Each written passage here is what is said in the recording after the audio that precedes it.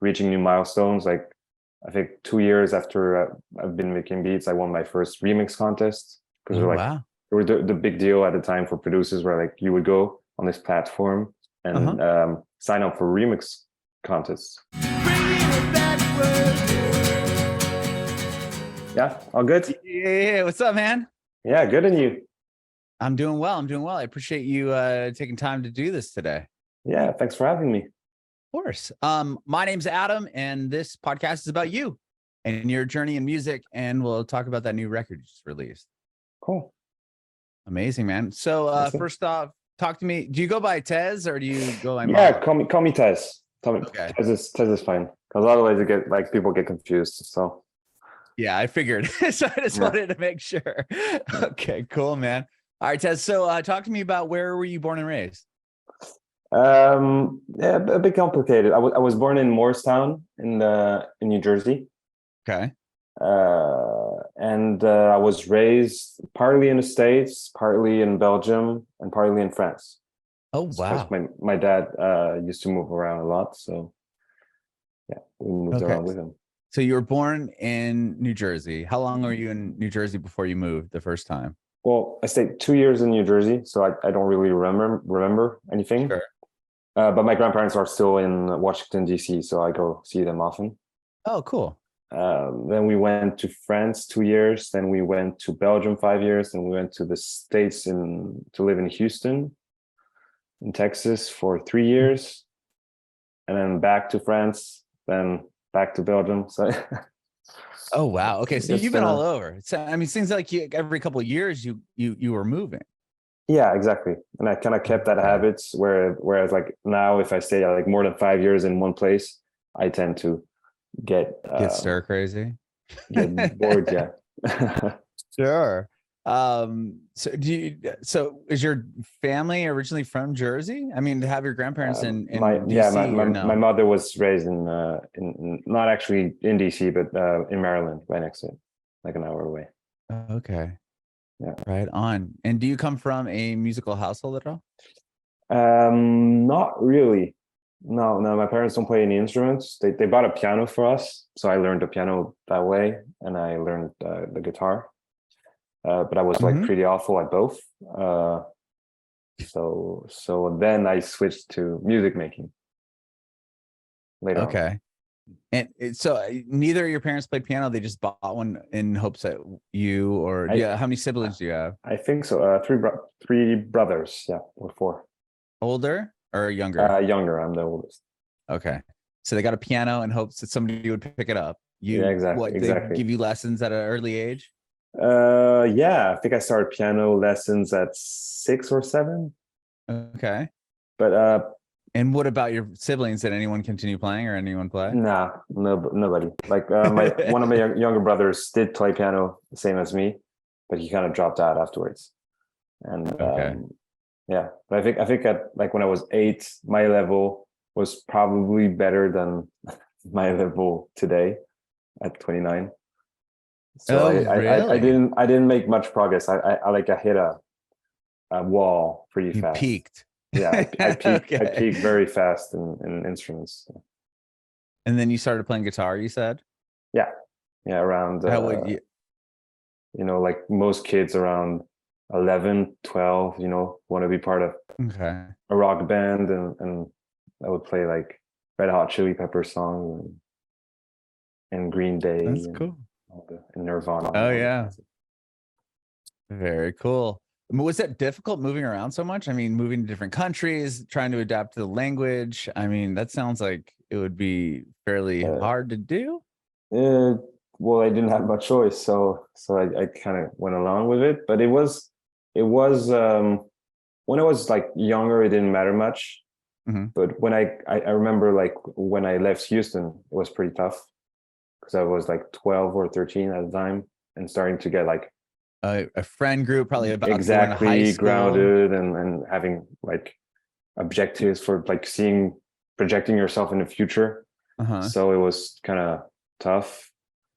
And but yeah, it's also nice to be able like to start over every time and try different Yeah.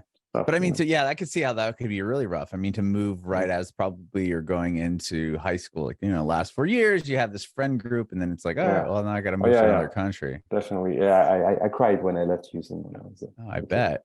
Yeah. What about, you talked about guitar, and how long did you play that until, or when did you start, making music similar to what you're doing now? I started when I was in high school. So that was in France. Okay. And I was 16 and I started just making beats on a computer.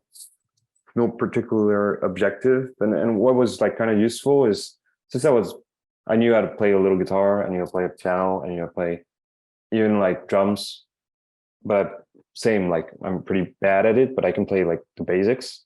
Mm-hmm. And being bad at a little bit of everything turned out to be like pretty useful to make music, because you get to handle all the different. So because you can kind of understand how it's supposed to sound. I mean, you have like some base knowledge of it, and you put that all together, and you're able to create your own music. Yeah, exactly. And so I started more as a game, because I was kind of a geek. I think like a lot of music producers nowadays, like we all start, fooling around on a computer and then ending up trying to make songs. And for some of us, it kind of sticks. So that's how it went, and it continued afterwards through college, and it gradually built up. Wow. Okay. So in high school, when you were making these songs, were you showing them to anyone? Were you putting them up online? Were you doing remixes? Yeah. Like how did it kind of start? Yeah, I was showing them to my friends, who were nice about it. Okay, I was going to ask, were they nice, encouraging? Yeah, they were nice. They were nice. They were nice. Because listening back to it, it wasn't like nothing too crazy, but no, they were nice about it. And I remember at the time it was just like SoundCloud just right. So we're just putting the songs on SoundCloud and getting and on YouTube, and then every day seeing a little comment, a little like, a little, so it was very engaging in the beginning, because you're always reaching new milestones. Like I think 2 years after I've been making beats, I won my first remix contest, because it was the big deal at the time for producers, where like you would go on this platform and sign up for remix contests. And that would be a chance to get published. Yeah. So this is the first kind of big milestone for you. That's what I love to talk about, is like the big moments that kind of advance your career forward. I think this one was it. Yeah. And it wasn't even under this name, but it was under another name. I think I called it French Politics, like some name. Okay. But it was that remix. It wasn't very electronic. It was more like MGMT kind of vibe. Okay. What was the song that you remixed? Sorry, I don't know if I caught that. I think I forgot the name. Oh, it's okay. It's been it was in 2010. Okay. Yeah. So you just sign up, you go on and just go, okay, I'm gonna sign up for this remix contest. Yeah. And then you can remix any song you want. No, and how do you get the stems and stuff? Oh, they provide it. Yeah, exactly. So imagine you're a band, you put it up on there, give the stems to anybody who wants to participate. They do remixes, and you select the winner, and you release the winner. Wow. So you had a winner. You were the winner. That must have been massive, obviously. For one contest, yeah. And I think I got like $50. It was nice. My first pay. Yeah, exactly. And also the music was on iTunes. At the time it was the big thing. And so I think my parents, when they saw the music on iTunes, they felt like, okay, maybe he's getting somewhere with that. What? Were you still in high school when this happened? Yeah. Okay. I was in. They were probably pretty proud of you, right? I mean, like, whoa, okay, he's doing something with his music thing. Yeah. Yeah. So that was the first milestone, like you say. Yeah, kind of like a validation. Like, let's keep going. Let's move forward with this. Do you end up going to school for music? You talked about being in college. No, because I wanted to be an architect, and I didn't want to have the pressure of making music for a living. Because I think it's a big trade-off. A lot of people take, and I've taken right now, obviously, but at the time I wasn't ready for that. It was just a hobby. So I did engineering school. Wow. 5 years. Yeah. Pretty far far removed from music, because it was like very building and construction oriented. And the music kind of blew up during school. So I was at the end of the school, I was like not there on weekends playing at gigs, and then back in class on Monday. Yeah, that must have been hard to juggle. Like, at what point do you just say, I guess we'll get to this point, but when you just decide to do that over pursuing the architect career? Yeah, it was pretty smooth, because it, like I said, it happened gradually. So step by step, I started doing more and more, and then income started being a thing. And when I finished and I graduated from school in 2016, I think, I was already making basically a living out of music. So it wasn't a big decision. It was like suddenly I didn't have school, and suddenly I didn't look for a job. Right, because you already had one, and you might as well Exactly. just finish at that point, right? Exactly. Okay, so to rewind here a bit, so you do this remix, it does really well. I mean, obviously, he wins contests, and then from that point, like, what's next for you? Do you go, okay, I should start putting out my own music? Are you continuing with the remixes? Like, what's the next step? After that, I started the Tez Cadey project, like the name, because before that I had a lot of substitution. I like producer names, So after that remix, I started for real this project and continued, making the songs I liked.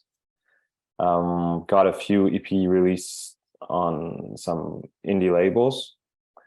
And then when I was in college, I started like remixing a lot of songs. So you ended up getting stuff put out on. Okay, yeah, I want to talk about that. But you ended up getting signed to some indie labels early. I mean, when you're still in high school. Yeah, but it was just like one shots, not big contract deal, record deals. Just like these two songs, boom, Okay. And I don't think these EPs are even the first online. one that did that. It was with a label called the System Recordings, but I don't think it exists anymore. And I don't even know if the songs are still online. I hope not, because they were they're not on your Spotify. Pretty terrible. Yeah, I know that. Yeah, they're not on Spotify. But they must not have been that bad if somebody was willing to sign them. Yeah, well, I'm pretty sure you could find them if you dig, but nah. Yeah, they were. You really get into it. Yeah, but they were put out under Tez Cadey. Exactly.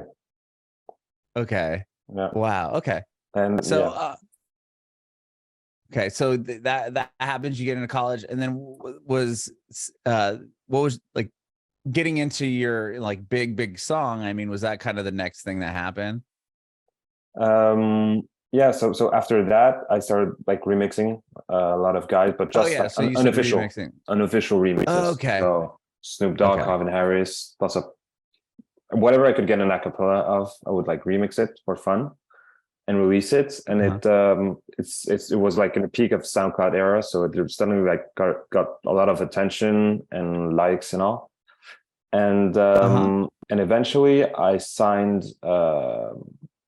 I think it was an electronic contest in France. Did it like a whole bunch of cities, and I won the first round. I think I lost in the finals, but it got me to meet a label management team, and I'm still working with them today.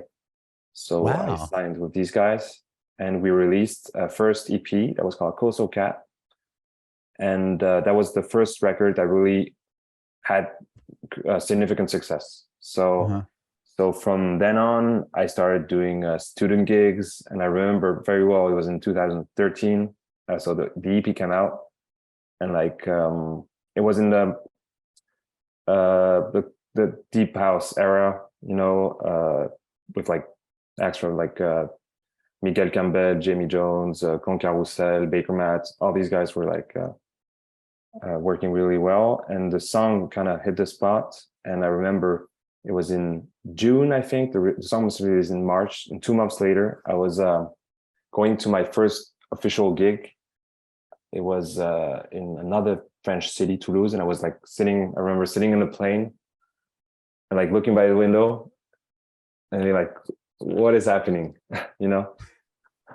Yeah, it's like you finally, it's at that point you've kind of made it to some degree, right? Like probably something Yeah, you'd never, definitely yeah.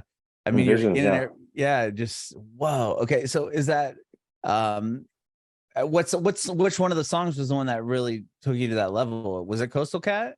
Yeah, Oh, it it was was Coastal Cat. it was Okay. Coastal Cat. Yeah. And so this happens, and you're on a plane, and you're Yeah. doing your first gig, like big gig, right? At this point, It was, yeah, student gig, but a big parties, you know, with like a yeah. big dance floor, and I was like kind of the headliner. So What was that yeah, like? Just insane. yeah, it was pretty stressful because I obviously played on and mixed and learned to DJ before, but Uh-huh. not that long before, like 1 year before maybe. I borrowed a friend's uh, DJ decks and learned to mix with it. But it was, at the time, it wasn't even like you didn't have sync, or you didn't have cool visuals that told you the BPM or anything. I was mixing on CDs, Oh wow. so I had to be I my haven't even heard of by mixing on ear. CV. So what you had the decks you had, you could actually mix CDs on this thing? You put CDs in there. They didn't have like USB slots or anything. You just like Right. had your Put the CDs CD and in. put the CD in, and the CD I would like uh, download a bunch of songs I wanted to play, and like had to burn the CD at home. And so I had like Oh this wow. big like book with tons of CDs in there, and then I would like have my flashlight in the middle of the club to see which one I needed to play. It was fun. Yeah, it was fun. That's wild. And were you playing all your own music, or were you mixing in other things? No, yeah, from the beginning, I've been mixing other things mainly. Okay. I try to play my music, but I don't think my music is best suited for the dance clubs, or I I always try to play like a few, obviously like three or four maybe in a set, Yeah. but the rest is mainly other music. Yeah, I Gotcha. really like Wow. like to differentiate producer part where I create and produce music I like, Uh-huh. and DJ part where I'm basically more of a tastemaker and here to get the party going. You know? Yeah, I interviewed DJ Politics, you know who that is, yesterday. He's out of LA, but Yeah, he was saying the same thing. It's like almost like, because I come from radio. I was on the radio for a lot of years, like over yeah, 15 years. And I was talking to him, it was kind of like, it reminds me of like a radio programming sense, because you're in a club and you've got to kind of, you're creating this like vibe in the room, right? I mean, like what you're choosing records yeah, as like to kind of keep the flow going. You could put on something and it could just kill the room, right? I mean, yeah, like exactly. it's kind of, you have to be able to know what song is going to go with what how it's going to kind of all come together. I mean, it just reminds me of like when I'd program radio stations, like Yeah, it's very what similar. this Actually, song I think can't go into this yeah, song. You know what I mean? yeah, yeah. I think a lot of radio DJ are also like crossover into the club scene and Yeah. Danny And it's Howard. so fascinating to me. But you have kind of both. See, he didn't put out his own music yet. So like you've Yeah, got, your own project of songs that is, really, really successful. Not only that, you're doing the club scene as well. yeah, um, yeah. I think it kind of, because I know a lot of artists take, to me, the kind of artist route. You know, we get an electronic artist that will only play his songs from start to finish, and in that case, Right. for me, it's more like a show. You know, you would go to it's like a concert. Yeah. You'd go see Tiesto or Yeah, whoever. And then yeah, yeah. like a real show or concert. But when I Uh-huh. DJ, I really came from the club and underground scene, partying when I was younger. Uh-huh. And I really like the fact that the DJ is, you're not going to a show, you're just going to a party. And the DJ is part of the party and you are part of the party. And so he has to take it all into consideration to play the right tunes and bring the crowd and make the party better. So that's Right. more my vision of it. And I did shows, in more where I played only my songs, and it's not my thing. Really?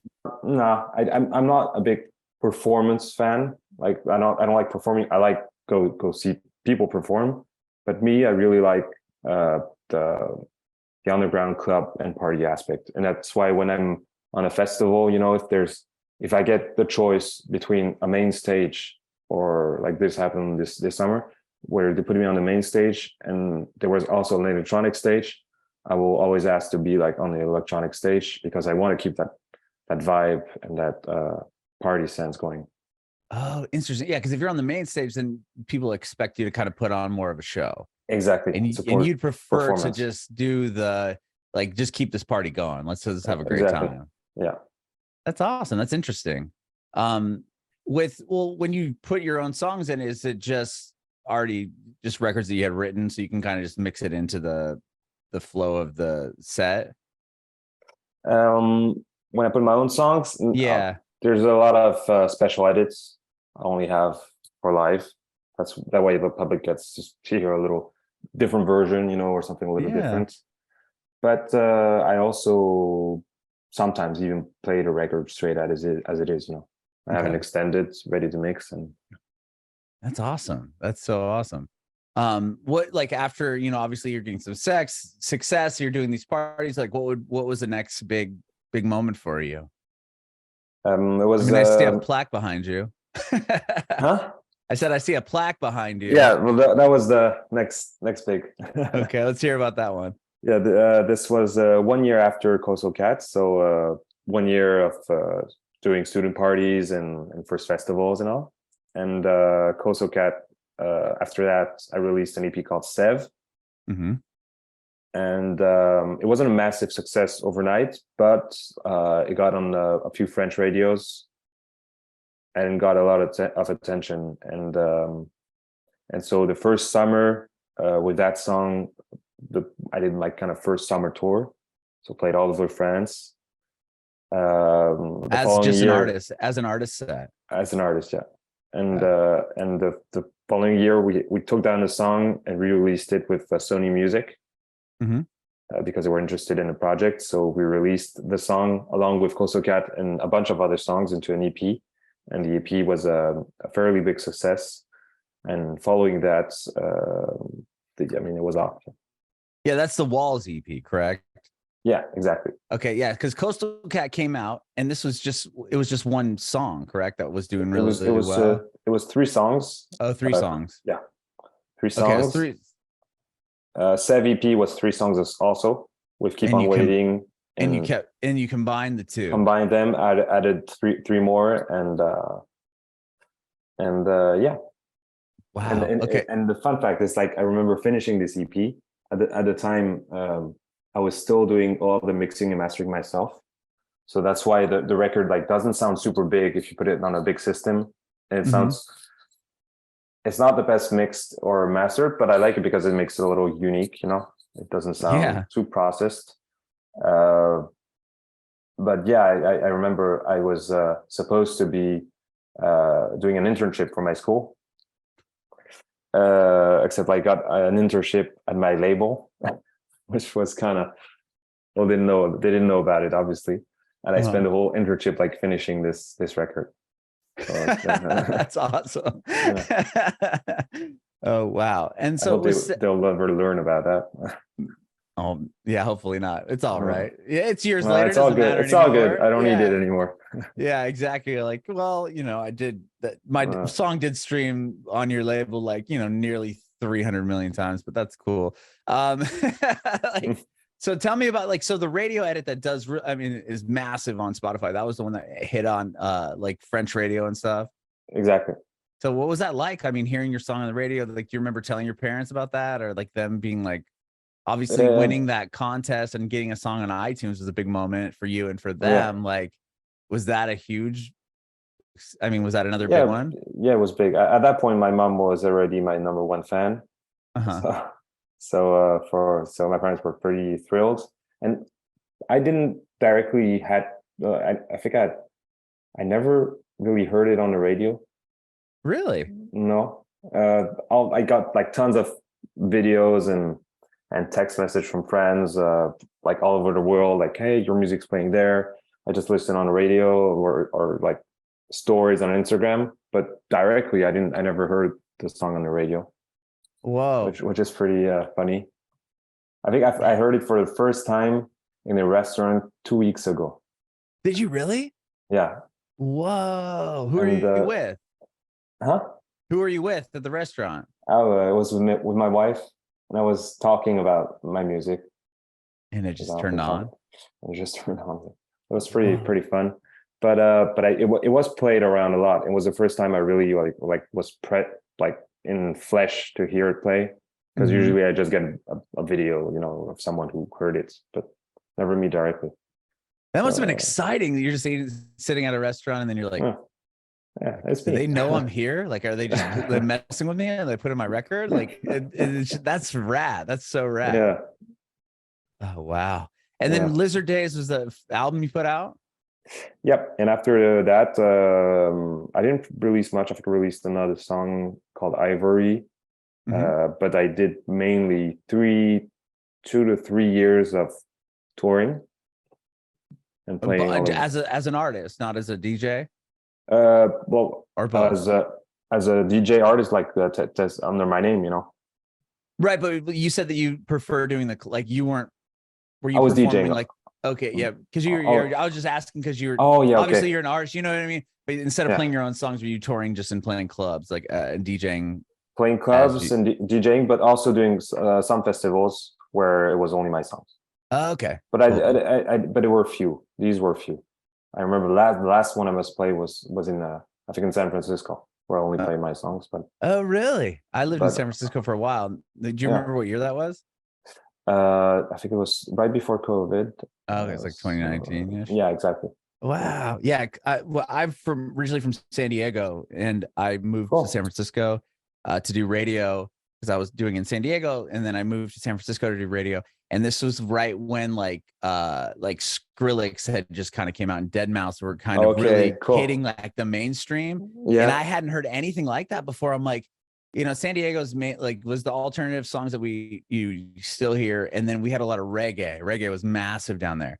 And then I come up to San Francisco, and it's like a totally different thing. I'm like, whoa, what is this electronic music? And it was so big. I remember we did a Halloween party, and Calvin Harris headlined it. And this is like before he, you know, eventually, obviously now he's gigantic, blasted, but he's the biggest. But and like Avicii, it was just like crazy to think. So like I know San Francisco is massive for that music, so that must have been a pretty rad party to play. Deadmau5 and Skrillex. I was super into that at the time. That was like 2012 or 11. Yeah, it was just like all that kind of happened. Yeah, it was like 2011, 2012, exactly. Yeah, and it was the golden age of EDM. The EDM music just started kind of coming up, and it was like, whoa, what is this thing? What is this that's happening? And then obviously it took it to a new level. But oh, that's awesome. So you played here in the States or in San Francisco right before the pandemic. So what happens after obviously the pandemic hits, and where are you currently living? Are you in France? I'm in Brussels. Oh, Brussels. Cool. Yeah. Okay. Back to Brussels. Very, very cool. So you were home when the pandemic hit, or were you on the road? I was partly on the road, partly home. I think I had my last gig was in Mexico, and I came back in like 2 weeks after, 1 week after we were locked down. Oh my gosh. Yeah. So and that was at the time I was pretty relieved, to be honest, because I was kind of tired of touring after a while. Yeah, I could imagine that could get pretty Yeah. And I didn't even do too many gigs, you know, to be fair. I didn't do a whole bunch either. I think I was like maybe 40 or 50 gigs per year, but nothing compared to those. A solid amount. I mean, if you think about it, there's only 12 months in a year. Yeah, it's still nice, but some DJs do like 200, 250. Sure. It's not. So that's way too much. I could never do that. Wow. But yeah, I was happy when it hit. And now we're in it took some time to open back, and now in 2022 it's still slowly starting to get back, but it's nowhere near the point where I was before the pandemic. So yeah, now it's the opposite. I'm pretty impatient for it to start over, you know. Okay. Yeah. When the pandemic hits and you're at home and everything, were you able to, I mean, you put an EP out last year, and you obviously put out a bunch of music and a bunch of music this year, which I want to talk to you about. But was it hard to start up writing again, or, you know, be Um, creative, or were you just like, okay, well, I'm sitting around, I might as well just start creating something? um, it, it was actually pretty nice, if I can recall, Okay. because right before the COVID hits, I don't know, but the DJs were all like super Instagram focused. Mm-hmm. And I know this is only not only on me, but a lot of DJs have had the same problem where like you would obviously you had to communicate all the time, show your best all the time on the Yeah. social media, and whenever you Yeah. would go on Instagram, you would see everybody doing like being at this pet festival, playing this thing, being in a plane, being so whenever you weren't doing something, you felt you were like missing out, you know. So Which is like it sounds stupid like that, no, but it doesn't though, because that's all like social media is. I mean, a lot of, yeah, especially Instagram, it's like, here's my best self yeah, always. It's like, but you know, yeah, some of those pictures could have been from like months before, just like stacking them exactly. on their phone. Like, here I'm in this private jet. It's like, that was like 6 years ago, buddy. You Yeah, know what I mean? Like, sometimes or like people whatever. take it all in 3 days and then put it over a month, you know. Yeah, exactly.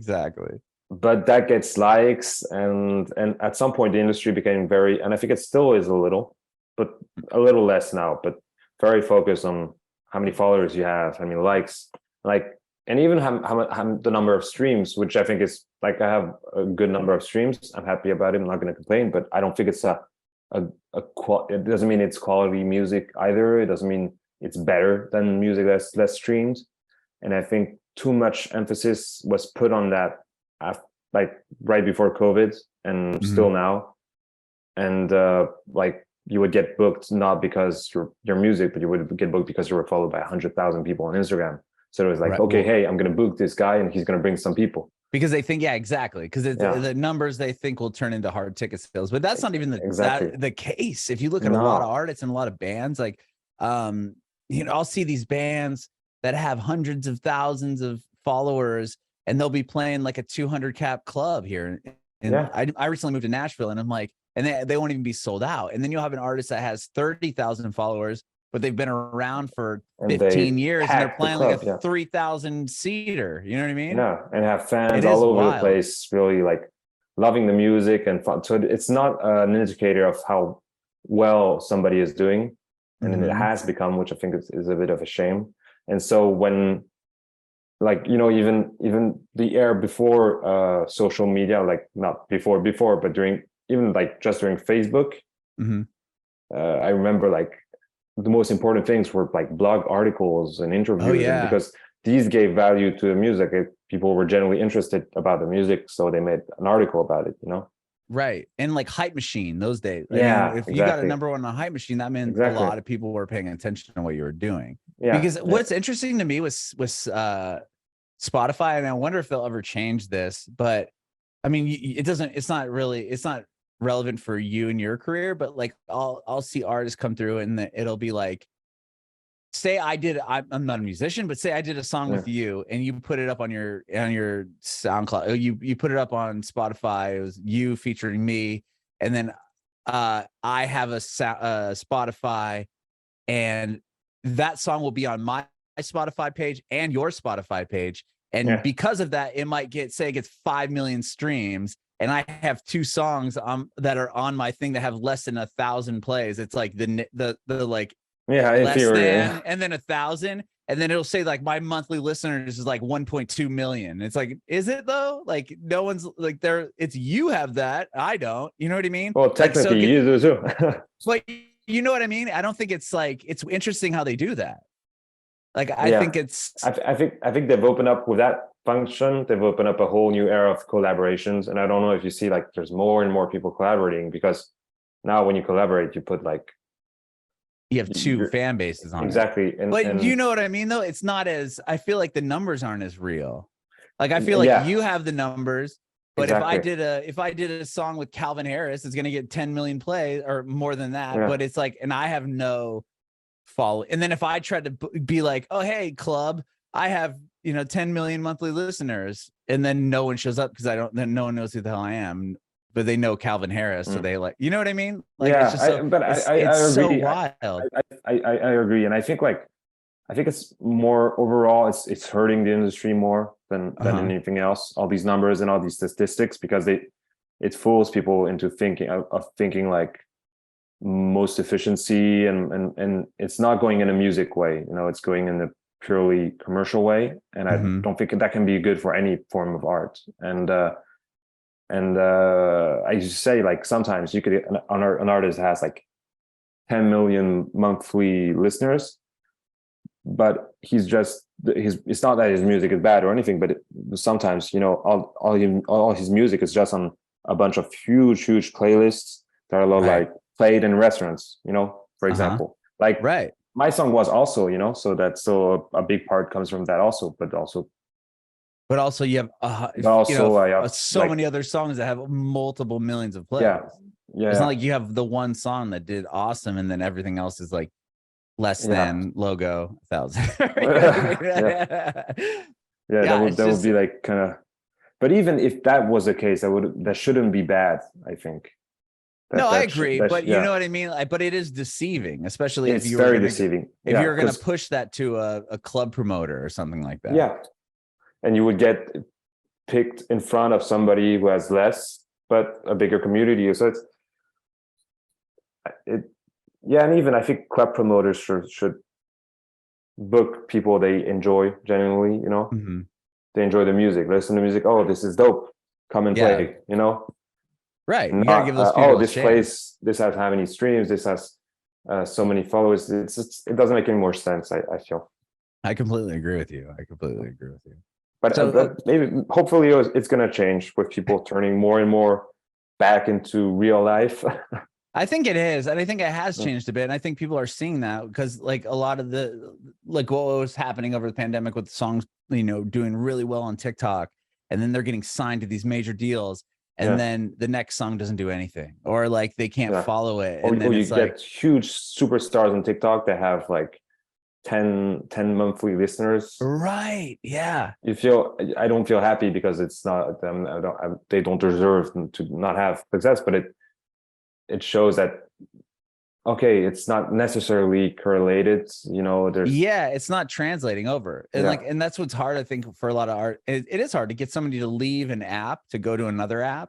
Like if you put a song out and it gets, crazy viral on TikTok, that doesn't mean that someone's actually either going to pre-save the song on Spotify or leave the app to go find it on Spotify and then stream the whole song there. It's like they might enjoy the 15-second and little quirky video you put up, but to take them to the next, they might not be there for the music anywhere. Right. Exactly. Yeah. It's so fascinating how it's changed so significantly.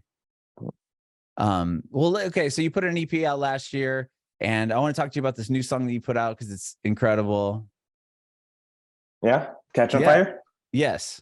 Yeah. We did a song with Jess Paul. So quite a while ago. I think the song started last year. And, writing it. Because it just came out, right? Yeah, you recently. It just came out, yeah. But the process is often long, just to finish a song, then get everybody okay with the release date, find the best promotion strategy, and all. So it always takes a little time. Sure. So I'm always like, the tracks that come out are always like 1 year late. Right. So it's pretty frustrating especially as a DJ, because whenever I go to a party, people expect me to play the songs, but for me they're 1 year old. Right. And even more sometimes. So I'm like, okay, this one I'm done with that. Right. You're already 5 steps ahead. Yeah, exactly. With the songs like that, like, and I guess even during the pandemic, like with Jess Ball, were you collaborating directly with them? Or is it like, was a lot of stuff done like this virtually, or like sending files back and forth? Always virtually, and sending files back and forth. And that even before the pandemic, I think that's something from EDM and electronic music in general. There's few occasions where I really collaborate with someone in the same room and recorded. It was, or if ever that happened, that was like after once the song were done and we needed like another clean record, we would meet in a studio. But I think all of my songs in collaboration with singers and songwriters, they were all distance spaced. Interesting. Yeah, and some I even produced like multiple songs and we haven't even talked on the phone. Really? just like chat on Instagram. That's so crazy. So like they would send the piece over, and then you do your part, send it back, and it was all just done via Or send like an instrumental, and they put yeah. Oh my gosh. And that was how this one was done as well? Yeah. This one was she had the voice and the chords, and then I built up over it. It was originally a very slow song about it, and it made it like twice as fast. And is that hard to do? Like take a ballad song and like reimagine it?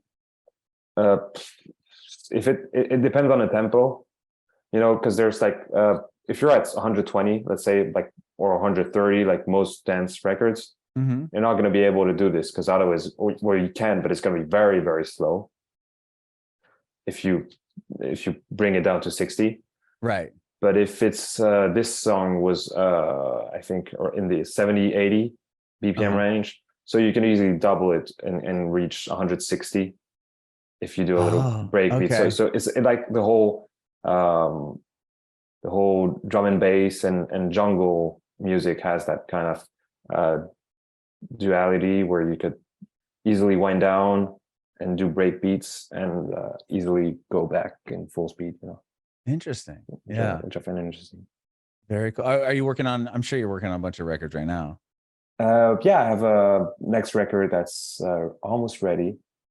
That's really by a really cool pop dance song. We're pretty excited about this one, but I have no idea when it will release, because I really want on this record to come with a music video already. Oh, okay. Full on music video. So do you have an idea of what the video will be? Yeah. Okay. Pretty good idea. I think we're trying to shoot it in Tokyo. So wow. Because the song is around that. So I think it won't be before the winter. I think it'll be more for the next summer. But, very cool. But yeah, I'm excited about this one. And then I have obviously a bunch of records sitting on the hard drive, more electronic, like every producer. Yeah. That's amazing. What about live gigs? Do you have anything coming up? No. We're currently looking for a new booker. So that's we're working with the same people for a very long while. And I was in France. I was with Miala, a booking agency, for a long time, and we stopped last year. So now we're in the process of looking for a new one, and to start a new venture chapter. Yeah, very cool, man. Well, thank you so much, Tez, for doing this, man. I appreciate your time today. Thanks for having me. It was nice chatting with you. Yeah. I do have one more quick question before I let you go today. I want to know if you have any advice for aspiring artists. Advice for aspiring artists: don't let the numbers, don't let the hype, don't let anything creep in. Just like do music with your guts and do what you profoundly and really like, and don't do what you think will make you go the furthest, because you're not going to be happy that way, and you're not going to go make good music if you think that way.